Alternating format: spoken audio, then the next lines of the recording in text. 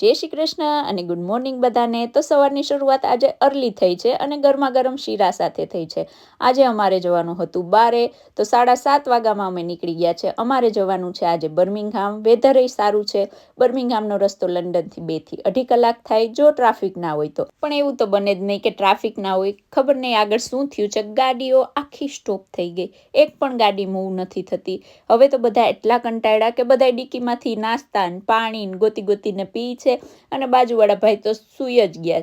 અને આપણને પણ બધાને જોઈને અહીંયા ભૂખ લાગી ગઈ છે, કેમ કે છેલ્લા 50 મિનિટથી અમે એકની એક જગ્યાએ ઊભા છે, ગાડીઓ મૂવ થતી નથી। પણ ફાઇનલી ગાડીઓ મૂવ થઈ છે, પણ ખબર નથી કે શેના લીધે સ્ટોપ થઈ હતી, કેમ કે અહીંયા 2 લાઈનો બંધ છે અને આગળ અમે જોયું તો બધા આખો રસ્તો જ સ્ટોપ કરી દીધો। ખબર નહીં મેજર એક્સિડન્ટ હતું કે શું થયું, કાંઈ ખબર ના પડી, પણ પોલીસ હતી। અહીંયા અમારો રૂટ ચેન્જ કરી અને અમને બીજા રસ્તેથી બર્મિંગહામમાં એન્ટર કર્યા અને વહેલા અમે દર્શન કર્યા પરમ કૃપાળુ અમારા શ્રી રામજીના।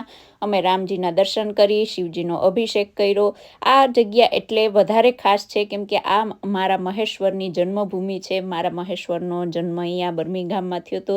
અહીંયા અમારે ભીખુભાઈ સાથે મુલાકાત થઈ છે, જે આજે રામજીની સેવા કરે છે। અહીંયા અમે દર્શન કરી અને ફટાફટ નીકળી ગયા છે, કેમ કે પતિદેવને પૂજા કરાવવા જવાનું હતું। ત્યાં અમે પહોંચી ગયા છે, પૂજા ચાલુ થઈ ગઈ છે અને પછી મારું બધા એટલું મીઠું મોઢું કરાવ્યું, એટલું મીઠું મોઢું કરાવ્યું કે મારું પેટ તો ત્યાં ને ત્યાં ભરાઈ ગયું। પછી અમારે જવાનું હતું અહીંયાથી હવે બીજી જગ્યાએ। અહીંયાથી જે સિટીમાં જવાના છે એનો રસ્તો 1.5 થી પોણા 2 કલાકનો છે અને ભારતીબેનને અહીંયા ડ્રાઇવિંગ સીટ ઉપર બેસાડી દેવામાં આવ્યા છે અને મેં ચલાવી છે મારી નવી કાર ફર્સ્ટ ટાઈમ મોટરવે ઉપર। તો અહીંયા આજે હું એટલા માટે જ આવી હતી કેમ કે આજનો રૂટ બહુ લાંબો હતો, 5 થી 6 કલાકનો હતો, એટલા માટે આપણે ડ્રાઈવરની ભૂમિકા ભજવી છે અને અમે પહોંચી ગયા છે બીજા સિટીમાં, જ્યાં પતિદેવને પૂજા કરાવવાની હતી। જેણે નવો બિઝનેસ ચાલુ કર્યો એનો આગ્રહ હતો કે પતિદેવ આવે, તો આપણે ત્યાં પહોંચી ગયા છે, પૂજા પૂરી કરી।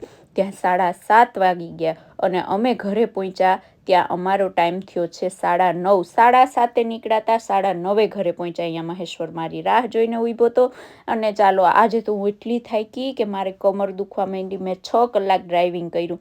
તો ચાલો વિડીયો ગમે તો લાઇક, શેર, સબસ્ક્રાઈબ અને ઇન્સ્ટાગ્રામ ઉપર પણ ફોલો કરજો। જય શ્રી કૃષ્ણ।